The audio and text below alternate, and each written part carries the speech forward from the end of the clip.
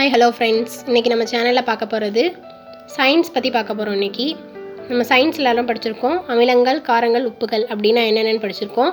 இன்றைக்கி அமிலங்கள் பற்றி ஒரு சில டிப்ஸ் பார்த்துக்கலாம். அமிலங்களில் 2 வகை இருக்குது. ஒன்று கனிம அமிலங்கள், இன்னொன்று கரிம அமிலங்கள். இப்போ கரிம அமிலங்கள் நம்ம வீட்டில் யூஸ் பண்ணுற பொருட்களில் எந்தெந்த மாதிரி அமிலங்கள் இருக்குது அப்படின்னு பார்ப்போம். நம்ம சாப்பிட்ற உணவுப் பொருட்களையும் அமிலங்கள் இருக்குது. அது என்னென்ன அமிலங்கள்னு நம்ம தெரிஞ்சுக்குவோம். இதில் எல்லா பொருட்களுக்குமே அமிலங்கள் கண்டுபிடிக்கலாம். நான் ஒரு சிலதுக்கு மட்டும் இதுதான் பேசிக், இது தெரிஞ்சுக்கிட்டால் போதும். ஆப்பிள் மாலிக் அமிலம் இருக்குது. திராட்சையில் டார்டாரிக் அமிலம். பால் பொருட்கள் தயிர், வெண்ணெய், நெய் அதிலலாம் லாக்டிக் அமிலம் இருக்குது. எறும்போட கொடுக்கில் பார்மிக் அமிலம் இருக்குது. வினிகரில் அசிட்டிக் அமிலம் இருக்குது. எலுமிச்சையில் சிட்ரிக் அமிலம். தக்காளியில் ஆக்சாலிக் அமிலம். இது மாதிரி ஒவ்வொரு பொருளையும் இருக்குது. நீங்கள் அதை பேசிக்காக தெரிஞ்சுக்கிட்டால் மட்டும் போதும். உங்களுக்கு தெரியணும் அப்படிங்கிறதுக்காக தான் நான் தனியாக டைம் டேபிள் மாதிரி போட்டு எழுதி காட்டியிருக்கேன்.